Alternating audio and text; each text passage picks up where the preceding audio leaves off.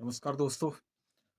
दोस्तों 3 जनवरी 3 दिसंबर 2025 से जो है एलआईसी ने एक नया प्लान लॉन्च किया है, प्रोटेक्शन प्लस प्लान 886।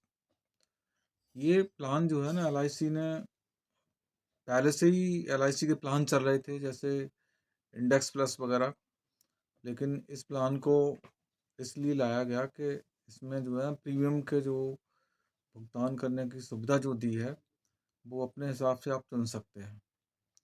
तो अभी इस प्लान की जो प्लान की खासियत है, खासियत ये है कि इसमें जो है ना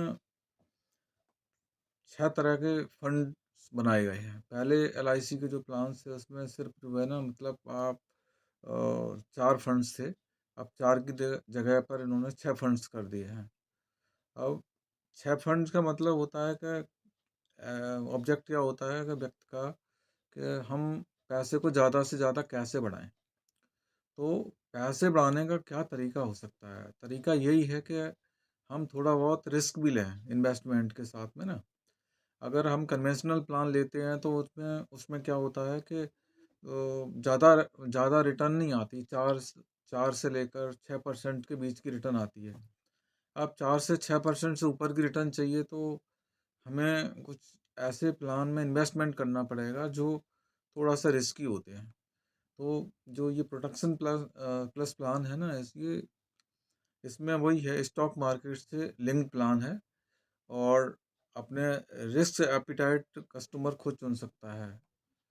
जैसे कि बॉन्ड फंड्स है, बॉन्ड फंड्स में आपका रिटर्न्स कम आएगा और उसी हिसाब से उसका जो है ना मतलब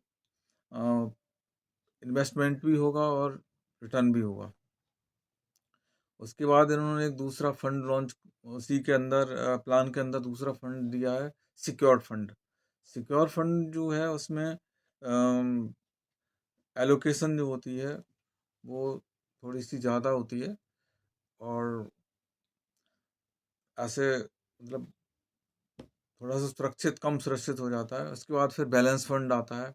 अब बैलेंस फंड में जब इन्वेस्टमेंट करते हैं तो लगभग आपका 40% से लेकर 70% तक इधर और गवर्नमेंट फंड्स में और दूसरे फंड्स में भी 40% से लेकर 70% तक इन्वेस्टमेंट करती है एलआईसी। इसके बाद आता है ग्रोथ फंड, जिसमें जो है 70% तक का इन्वेस्टमेंट एलआईसी स्टॉक मार्केट में करती है, बाकी पैसा गवर्नमेंट सिक्योरिटीज में रहता है। तो अब इस तरह के प्लान क्या होता है कि जैसे अगर कोई ले लेता है तो उसकी टेंशन नहीं रहती है कि भाई हमें 25 साल के लिए प्लान ले लिया और हमें सिर्फ पेमेंट 5 साल ही करनी है। 5 साल के बाद अगर वो चाहे तो इसमें क्या करता है, टॉपअप कर सकता है। Top up in in multiply of 1000, 1000 के मल्टीपल में वो मतलब अपना टॉपअप बढ़ा सकता है किसी भी ओकेजन पर। तो अब यही होता है कि हमारी जो प्रीमियम की लायबिलिटी है ना 5 साल के बाद ही जो है ख़त्म हो जाती है। तो ये है, इस तरह के प्लान को लेने की आज की ज़रूरत है और रिटर्न्स जब ही आएगा जब आप थोड़ा सा रिस्क भी लेंगे। और सबसे बड़ी बात होती है कि अगर कोई व्यक्ति इस प्लान में जो इन्वेस्टमेंट करता है और सपोज वह 2 इंस्टॉलमेंट या 3 इंस्टॉलमेंट भरने के बाद वो नहीं भर पाता तो क्या करते हैं ना, एलआईसी का एक 7वां फंड है डिसकंटिन्यूड फंड्स। पैसा ना डिसकंटिन्यूड फंड में चला जाता है, वहाँ पर लगभग 4% का गारंटेड रिटर्न्स जो है आपको मिलना शुरू हो जाता है और पॉलिसी आपकी as it is discontinued fund में चलती रहेगी और पैसा किसी व्यक्ति का मतलब नुकसान नहीं होगा। तो और दूसरी बात ये होती है कि इस फंड में सबसे बड़ी बात है कि आदमी अगर चाहे तो अपना रिस्क एपिटाइट को चुन सकता है। मतलब 7% से लेकर 7 गुना से लेकर 40 टाइम्स तक ले सकता है, depending on the term age and PPT के हिसाब से चुन सकता है। तो अब होता ये है कि भाई सपोज कोई व्यक्ति 18 साल का है और वो एग्जाम्पल के साथ बताते हैं कि उसको रिस्क भी चाहिए और रिटर्न भी चाहिए, दोनों चाहिए। तो ऐसे केस में वो क्या करे? तो उसने क्या किया कि उसने एज उसकी सपोज़ उसकी 18 साल है और उसने एलआईसी का ये प्लान लिया, 1 लाख रुपए साल का इन्वेस्टमेंट किया, 5 साल तक किस्त भरी, उसके बाद उसकी इंस्टॉलमेंट बंद हो जाएँगी।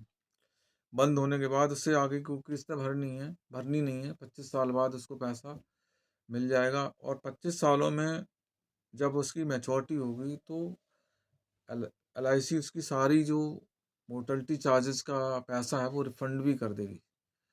और दूसरा ये है कि अगर किसी ओकेज़न पे उसको ज़रूरत पड़ती है, तो आप कन्वेंशनल प्लान लेते हैं तो उसमें क्या होता है कि आपको इंटरेस्ट देना पड़ता है, अपने इन्वेस्टमेंट के ऊपर ही। जैसे 5 साल पॉलिसी चलाई, पैसे की ज़रूरत पड़ गई, तो आपको 9.5% का ब्याज देना पड़ेगा। लेकिन अगर आपका प्रोटेक्शन प्लस में इन्वेस्टमेंट है और पॉलिसी 6 साल से लेकर 10 साल चली हुई है, तो उसके हिसाब से एक परसेंटेज तय की हुई है कि मतलब किस परसेंटेज तक जो है आप इसमें से पार्शियल विड्रॉल कर सकते हैं।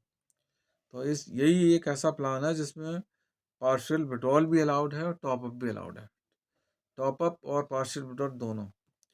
पार्शियल विड्रॉल से ये होता है कि हमें किसी ओकेजन पर ज़रूरत पड़ी, अपना पैसा निकाला, काम चलाया और हमें कोई इंटरेस्ट की लायबिलिटी नहीं है और अगर हमारे पास फंड्स आया तो हमने उसको टॉप अप कर दिया। तो हम ऐसे लोगों के लिए ये प्लान सजेस्ट कर रहे हैं कि जिन लोगों ने शेयर मार्केट से डर लगता है, तो वो अपना रिस्क रिस्क जो है खुद चुन सकते हैं। और ये भी है कि अगर लगता है कि हमें रिस्क कम लेना है, तो वो फंड के हिसाब से उसको हम सिलेक्शन दे देंगे। जैसे कि सपोज़ उसका रिस्क मार्केट से डर है उसको, तो उसको हमने बैलेंस फंड दे दिया या ग्रोथ फंड्स दे दिया, तो उसके हिसाब से हम उसको ये फंड्स दिया जा सकता है। तो दोस्तों मैं ये कहूँगा कि जिन लोगों ने ये पॉलिसी ली हुई है कन्वेंशनल पॉलिसी, तो उनके साथ-साथ एक ये पॉलिसी भी लें है प्रोटेक्शन प्लस। प्रोटेक्शन पॉलिसी अगर आप लोग लेंगे तो उसके साथ-साथ आपके रिस्क कवर भी बढ़ेगा और इसके साथ-साथ जो है ना आपका पैसा भी ग्रो करेगा। तो हालाँकि ये होता है शेयर मार्केट में ये कोई गारंटी नहीं होती है कि कितना रिटर्न मिलेगा। वो फंड्स स्टॉक के आधार पर चलते हैं, जैसे-जैसे डेली के एनएबी इनके डिक्लेयर होते हैं, ऐसे प्लान्स के और जो पता लगता रहता है।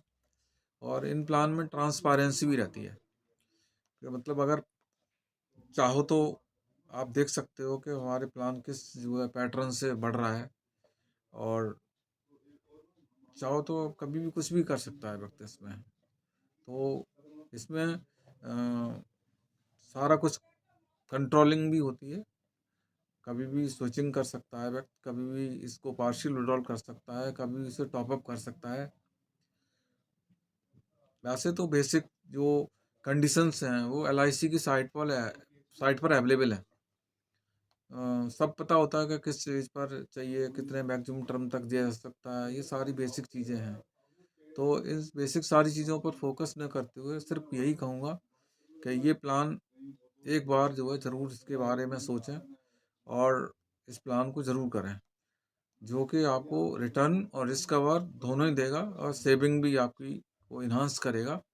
आप कभी भी इस प्लान को लेने के बाद मायूस नहीं होंगे, बल्कि आपको लगेगा कि भई हमने अच्छा प्लान लिया।